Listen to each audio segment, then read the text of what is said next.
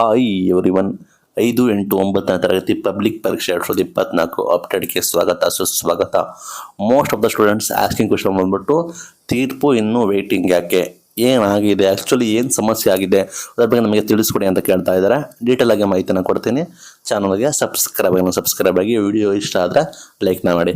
ಇಲ್ಲಿ ತೀರ್ಪು ಇನ್ನೂ ವೇಟಿಂಗ್ ಅದಕ್ಕೆ ಮೇನ್ ಕಾರಣ ಬಂದ್ಬಿಟ್ಟು ನಿಮಗೆ ಗೊತ್ತಿರೋ ಹಾಗೆ ನ್ಯಾಯಾಲಯ ಅಂತ ಹೇಳ್ಬೋದು. ನ್ಯಾಯಾಲಯನ ಎಲ್ಲರೂ ಕೂಡ ಗೌರವಿಸಬೇಕಾಗುತ್ತೆ. ನ್ಯಾಯಾಲಯದ ನಿಲುವೇ ಬೇರೆ ಇರ್ತದೆ.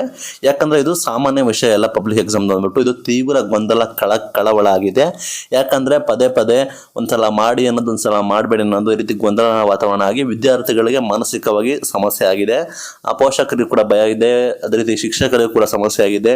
ಏನಪ್ಪ ತೀರ್ಮಾನ ಆಗ್ತಾನಲ್ಲ, ಒಂದು ಪರೀಕ್ಷೆನ ಮಾಡಿ ಅನ್ಬೇಕು, ಇನ್ನೊಂದೇ ಪರೀಕ್ಷೆನ ಮಾಡಬೇಡಿ ಅನ್ಬೇಕು, ಏನಾದರೂ ಹೇಳ್ಬೇಕು. ಈ ರೀತಿ ಯಾಕೆ ಗೊಂದಲಮಯ ವಾತಾವರಣ ಆಗಿದೆ ಅಂತ ಹೇಳೋದಾದ್ರೆ, ಇಲ್ಲಿ ನಿಮಗೆ ನೋಡೋದಾದ್ರೆ ನೀವು ವಿದ್ಯಾರ್ಥಿಗಳೇ ತಲೆ ಕೇಳಿಸ್ಕೋಬೇಡಿ. ಅಂತಿಮ ಘಟ್ಟಕ್ಕೆ ಹೋಗಿ ಆಯಿತು, ಡಿಸಿಷನ್ ಬಂದರೆ ಮತ್ತೆ ಮೇಲ್ಮನವಿಗೆ ಹೋಗೋದಕ್ಕೆ ಯಾವುದೇ ಕಾರಣಕ್ಕೂ ಆಗೋದಿಲ್ಲ. ಸುಪ್ರೀಂ ಕೋರ್ಟ್ಗೆ ಹೋಗಿ ಸುಪ್ರೀಂ ಕೋರ್ಟ್ ಡೈರೆಕ್ಷನ್ ಕೊಟ್ಟಿರೋ ಕಾರಣ ಇನ್ನು ಮತ್ತೆ ಯಾವುದೇ ರೀತಿ ತೊಂದರೆ ಆಗೋದಿಲ್ಲ. ಯಾವುದೇ ರೀತಿ ಇನ್ನು ನೆಕ್ಸ್ಟ್ ನೀವು ಕಾಯೋ ಅವಶ್ಯಕತೆ ಇಲ್ಲ. ಅಂತಿಮ ತೀರ್ಪು ಒಂದು ಬಂದರೆ ಸಾಕು. ಈ ವೀಕ್ ಒಳಗೆ ನಾವು ಆರಾಮಾಗಿ ಎಕ್ಸ್ಪೆಕ್ಟ್ ಮಾಡ್ಬೋದು ಅಂತಿಮ ತೀರ್ಪು ಬಂದರೆ ಒಂದು ಡಿಸಿಷನ್ ಬರುತ್ತೆ. ಒಂದು ಪಬ್ಲಿಕ್ ಎಕ್ಸಾಮ್ ನಡೆಸಬೇಕಾ ಅಥವಾ ಸರ್ಕಾರಕ್ಕೆ ಬಿಟ್ಬಿಡ್ತಾರಾ, ನೀವು ಏನಾದರೂ ಮಾಡ್ಕೊಳ್ಳಿ ಅಂತ, ನಿಮ್ಮ ನಿಲುವು ಏನಿದೆ ಅದನ್ನೇ ಮಾಡ್ಕೊಳ್ಳಿ ಅಂತ ಬಿಟ್ಬಿಡ್ತಾರಾ, ಅಥವಾ ನಾರ್ಮಲ್ ಆಗಿ ಎಕ್ಸಾಮ್ ಮಾಡಿ ಅಂತ ಡೈರೆಕ್ಷನ್ ಕೊಡ್ತಾರಾ, ಅಥವಾ ಎಕ್ಸಾಮೇ ಮಾಡಬೇಡಿ ಅಂತ ಡೈರೆಕ್ಷನ್ ಕೊಡ್ತಾರಾ ಗೊತ್ತಿಲ್ಲ. ಎಕ್ಸಾಮೇ ಮಾಡಬೇಡಿ ಅಂತ ಡೈರೆಕ್ಷನ್ ಕೊಡೋ ಸಾಧ್ಯತೆ ಕಡಿಮೆ.